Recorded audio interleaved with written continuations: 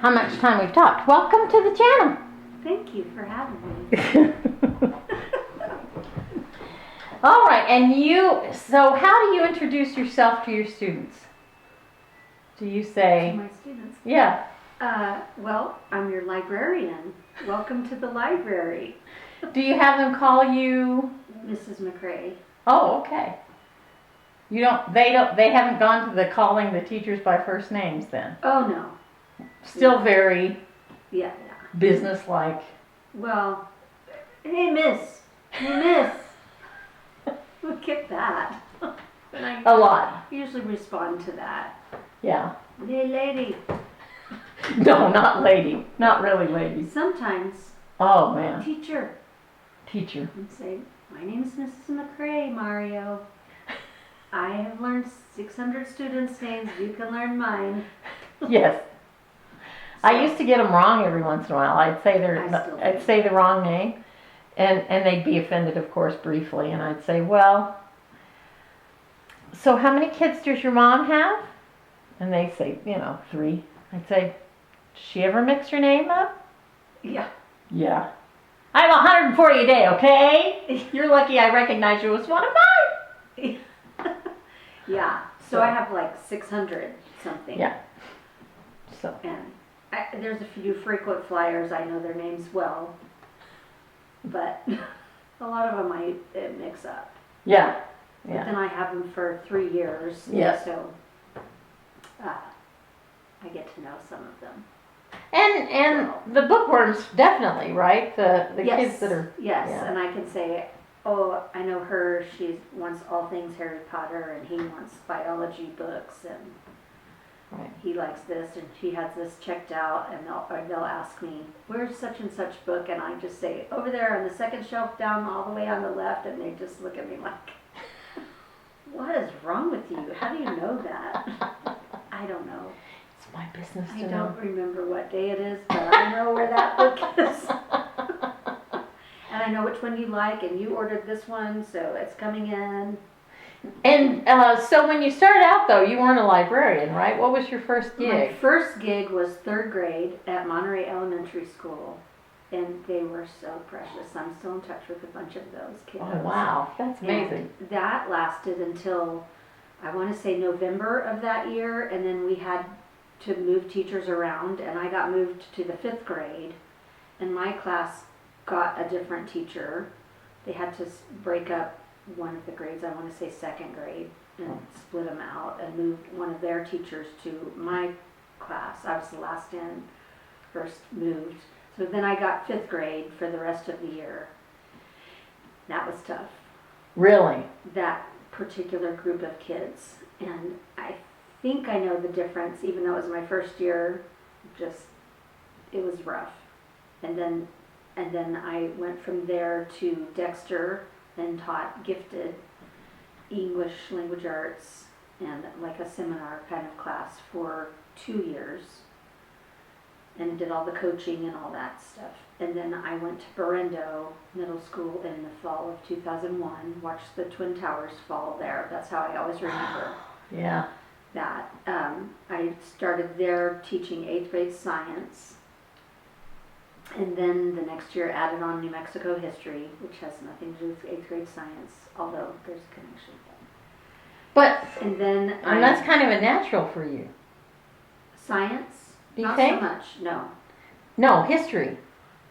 Not so much, although I do have a minor in history. Ah! By accident, by trying to get out of it.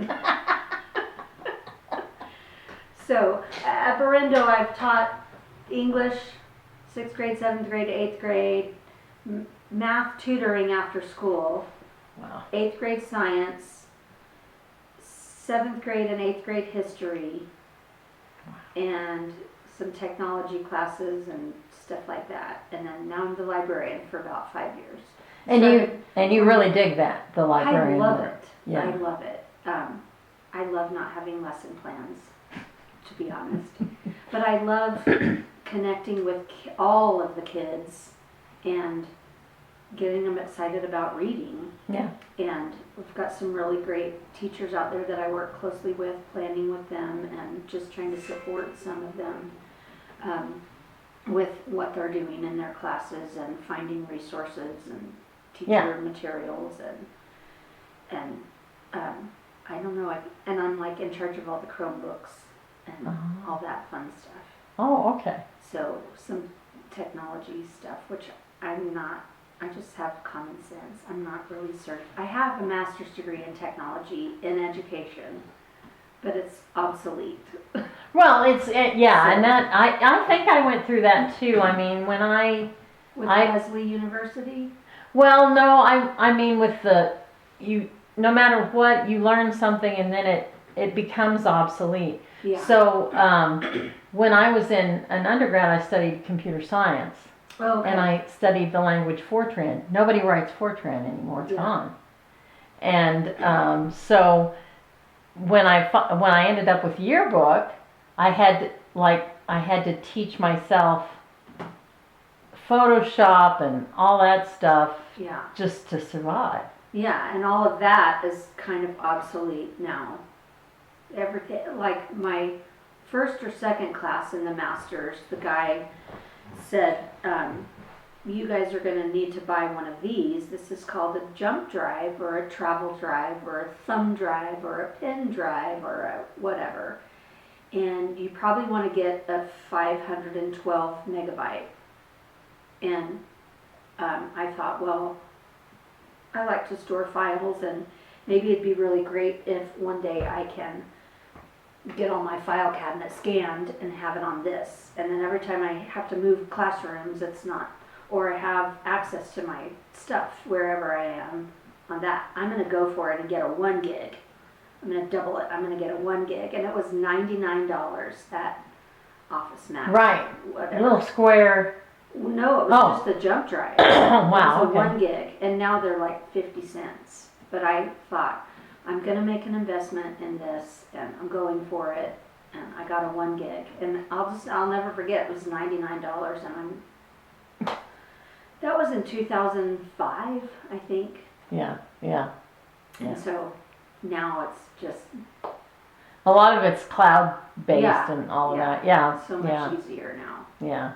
Anyway, I haven't kept up with, so I graduated in 2007 with that master's, and we've just come so far since then. So yes, time is merciless.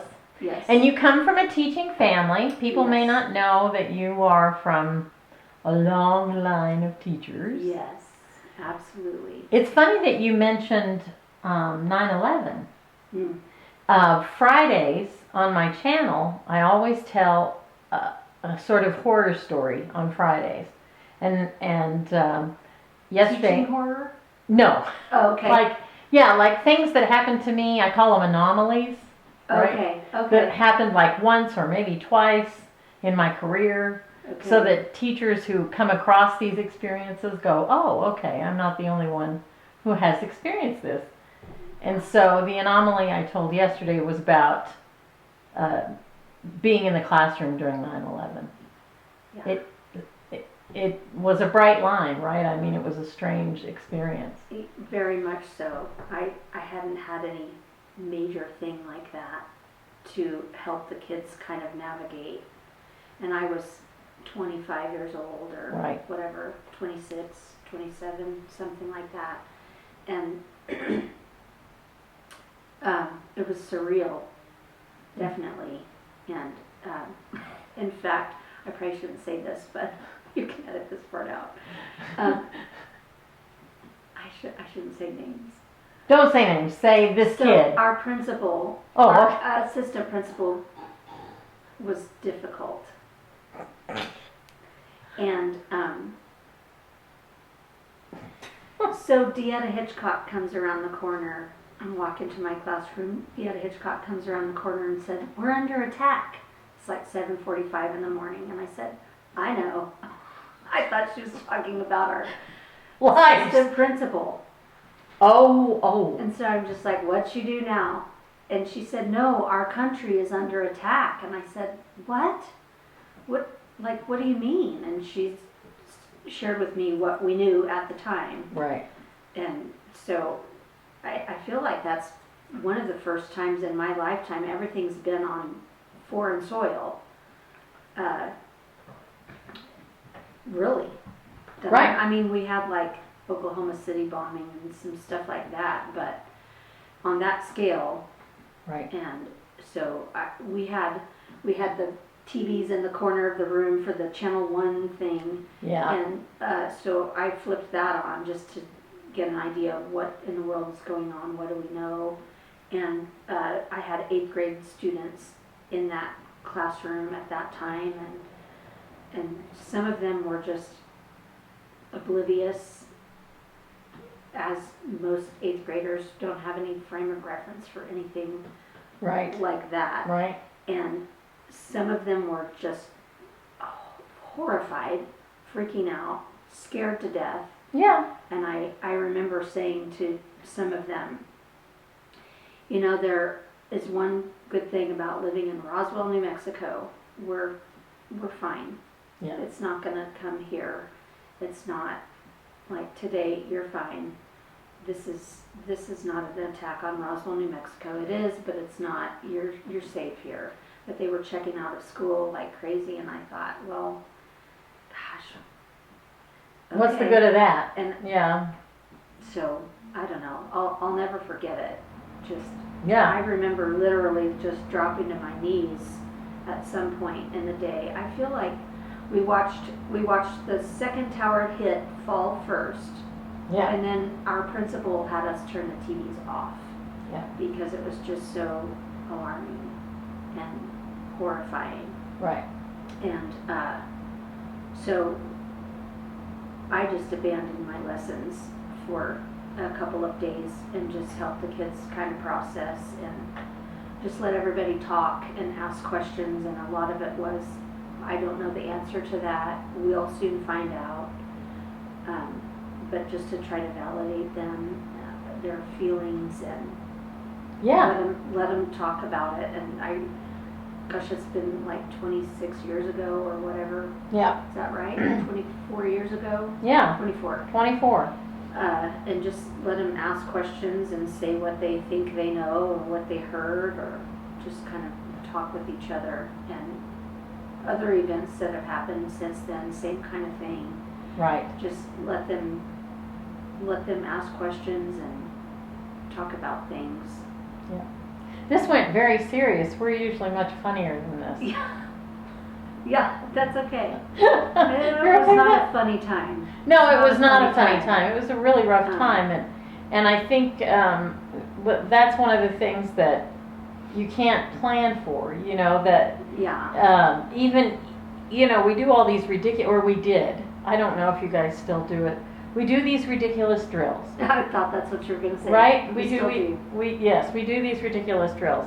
And they're intended, the intent is good. The intent is be prepared if something disastrous starts to happen. Correct. But it's never However, quite like, it's Right. not quite like when something disastrous happens. right. You kind of, Yeah. you just have to be ready to roll with things. Yeah. And think on your feet and be mindful of others and their reactions and sensitive to that. And I don't know, I think it takes some Yeah. discernment, grace. some wisdom, Yeah. some grace to Yeah. just help the kid. I mean, that's why we're there, to help them. Yeah. So different things that we've had at Berenda, we've had Yes. drill after drill and lots of unplanned events and kids freaking out, and I just feel like God has put me there for them. I know that's Right. why I'm there, to help them navigate all the thrills of junior high, including the drills, but including the real life things, lockdowns that we've had, just even in the last couple of years, the lockdowns. I was there for the school shooting. Right. Very, very much acquainted with that whole thing, and Yeah. I think it's really, I don't think we'll ever be replaced by computers. No, well, A no. computer can't console and guide a student who is trying to navigate the world of adolescence and Well, all the questions and the, I don't know.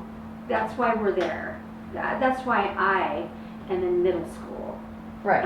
I had a horrible middle school experience, and in fact at Orindo Middle School, and I wanted to be there to be what I needed Right. when I was in middle school, and I've gotten lots of opportunities to just even to tell a kid, I'm so glad to see you today. I'm so glad you're here. I noticed you were gone yesterday, and I missed fist bumping with you or whatever. Right.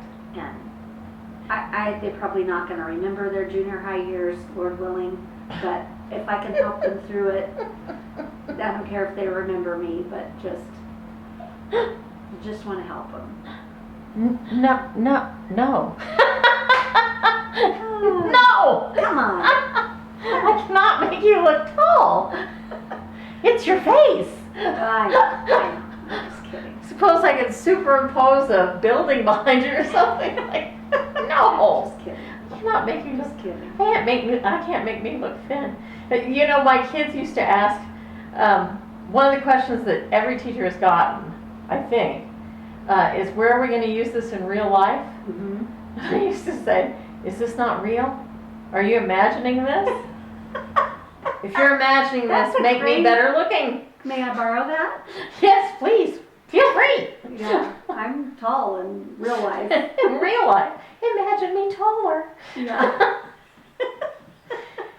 That's a question. I used to get frustrated with it, but pretty soon after I started hearing it, because I started hearing it as a math teacher, I knew what that really meant was, I don't get this. Yeah. What? Right? When students ask questions, sometimes the question is not really the question. The question is it's an assertion, right? Right. It's a thing like, I hate this because it makes me feel dumb.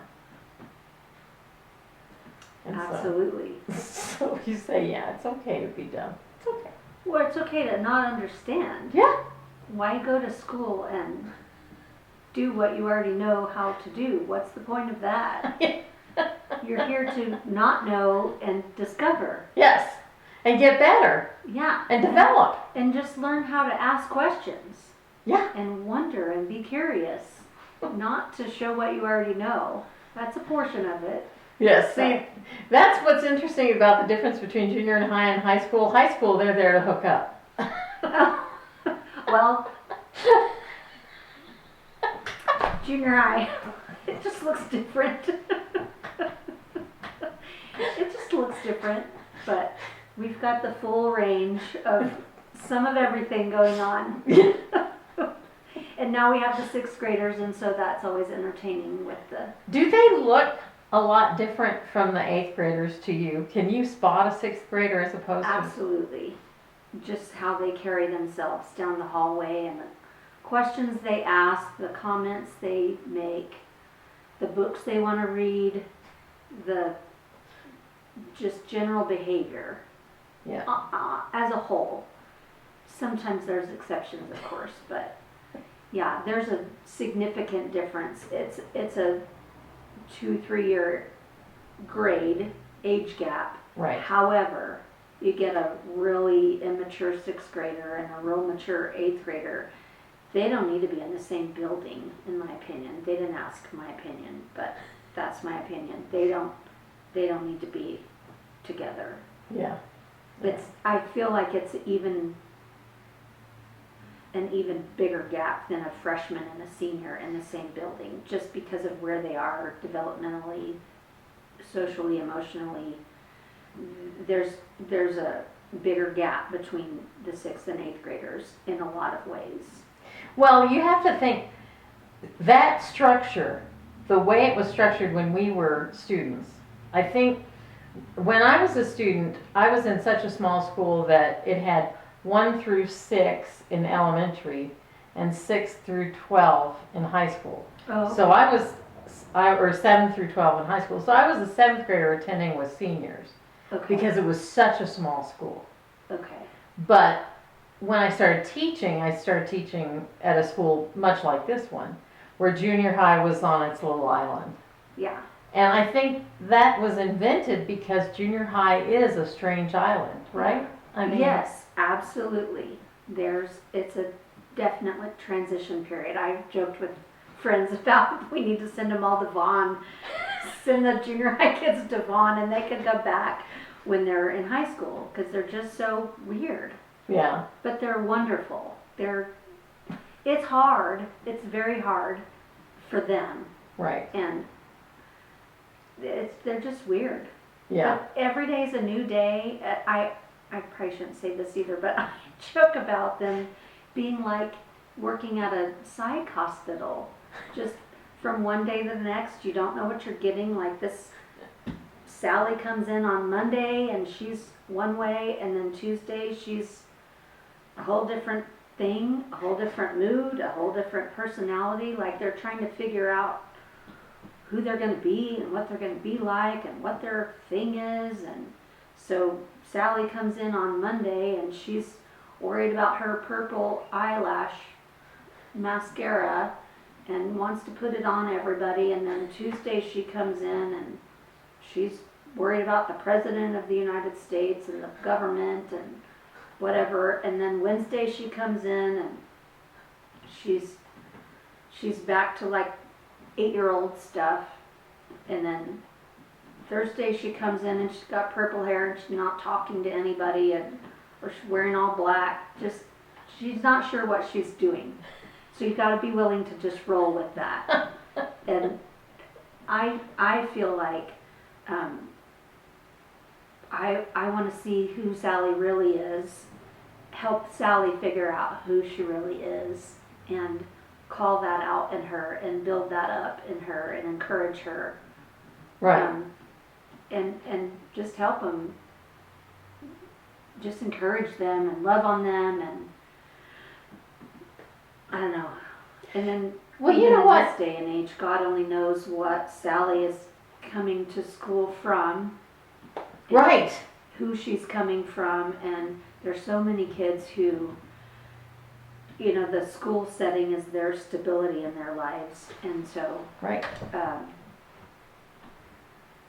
They come, so and there's no way for structure. you to know that. Right. Even if you were in a community, this is a big enough community where you can't know all the Right. families.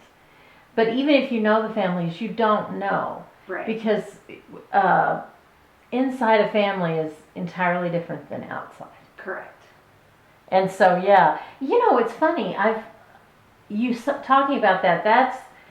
That's a developmental stage they're actually in, where they're trying to figure out, what am I? Yeah.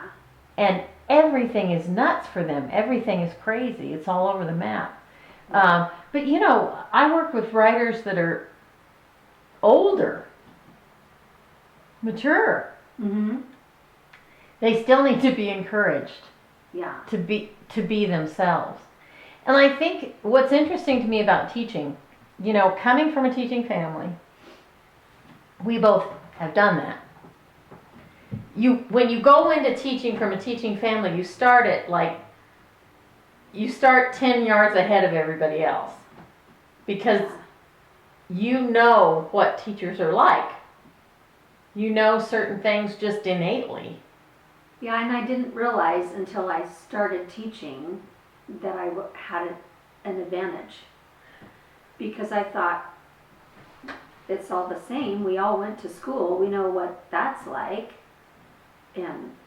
But I think we have a different mindset coming into it, having come from a teaching family. Yep. And I don't know. I agree with that. We did have an advantage. Well, things like, for example, I knew from the time I started teaching, you better not threaten anything.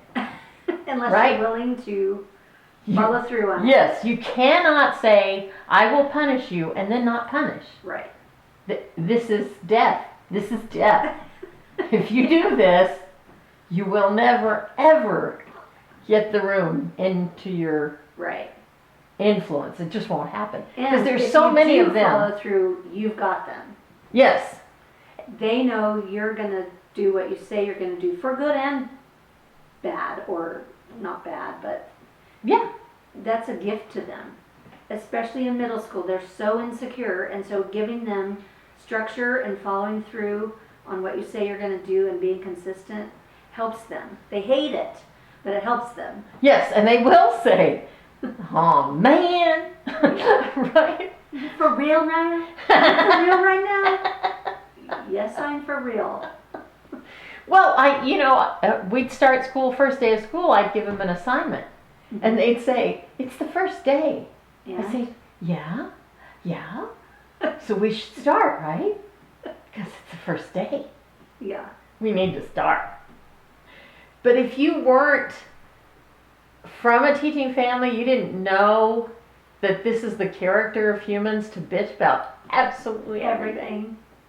You would be influenced by this bitching. It's almost irresistible. Yeah.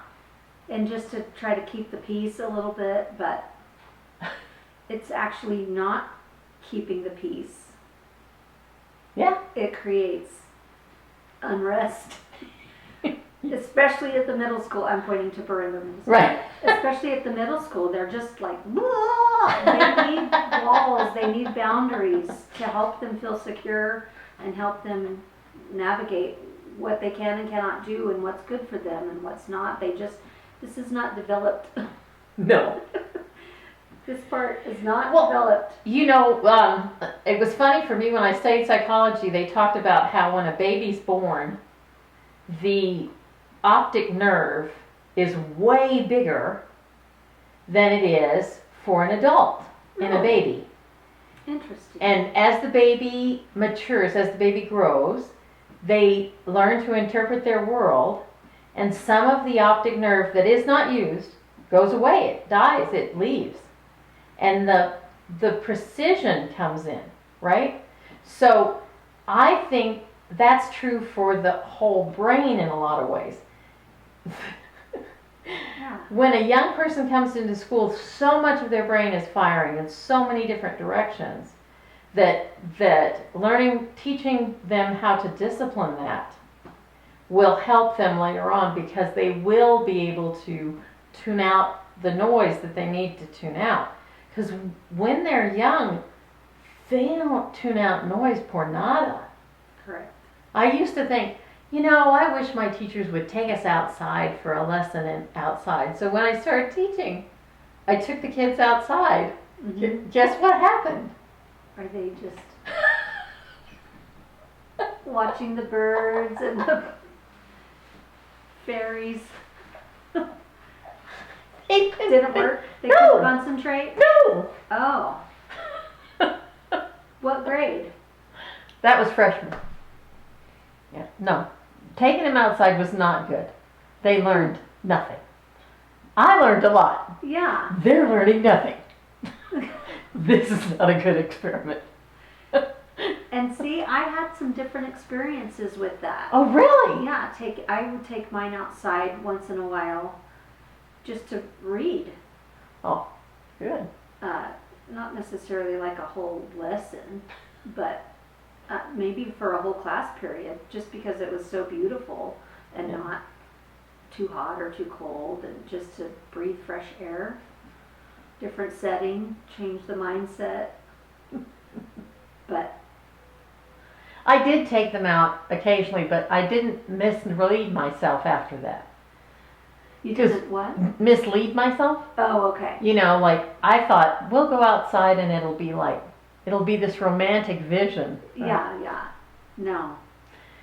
So, because I knew, I had studied that many of the Greek teachers did this thing called peripatetic teaching, which was you'd go on a walk and talk. Mm-hmm. Yeah. Maybe if you had done it more frequently, do you think that would have made a difference? I think they were just too young. Okay. That's what I'm saying. I think that one of the things that school can teach them is what to tune out, so that by the time you're 20, you can walk around with your teacher and learn a lot from your teacher, but just on a walk. Yeah. Yeah, that makes sense. Like, if you think about the apostles, that's all peripatetic teaching, right? Mhm. But they were all in their 30s. None of them were entering menses or Yes. or Yes. having unplanned erections. He did not have Sally in class. I mean, Sally was not one of the people he chose. No. And boys, they're just as I mean, the difference between a freshman boy and a senior boy is unreal. Or the freshman boy and the senior girl. Even bigger. And a 6th grade boy and an 8th grade girl, or Yep. Yeah, different planets. yeah. Yeah. Yeah. So yeah, I think that that's what really the elementary and high school teaching, primary and secondary teaching in the States, part of what we're doing is teaching that, and that age, you're teaching them how to control all that stuff that's going on inside. And Yeah. some of it's not easy to control, Right. especially if they're, stoned or something. Yeah, and we have a lot of that, Yeah. unfortunately. And even with those kiddos, I'm so glad they're there at school, because I know they're safe and we can just let it be. They're here, we have eyes on them, they're safe-ish. Yeah. They're as So- safe as they can be. Right. Yeah, that's the other thing that I think people forget, is that part of what's going on when a student is in school is they're being parented, partly. Just a little bit. Yeah, just guided on the everyday things in a lot of ways that, not like how to set a table kind of thing, but just how to regulate your emotions and how to get along with others, and you can't be the center of attention, kind of, I mean, even that sort of thing. That is amazing, At school, it doesn't work like that. You've got to learn to work with others and stand in a line and have manners and ask a question in an appropriate way and appropriate time, and ask a relevant question. Yeah. That's all part of junior high, I think. I don't imagine that they're going to remember specific lessons that they learned in middle school, but they're like academic lessons. I hope they will, but chances are they're probably going to it's a transition period, and they're learning some things unofficially, just getting along with others and navigating the internal things we all wrestle with, and especially in middle school. Yes. And so they'll remember that. Like I am weird, and I remember specific lessons in middle school, and I remember ones I didn't learn because I was sick or something. I remember having the chicken pox in the 7th grade, and I remember what we learned in math that week. I still don't have it down. That's dumb, but I still don't, it's not settled inside my brain. It's not sealed. But more so than that, I remember how I felt, like how the teachers made me feel, the feedback.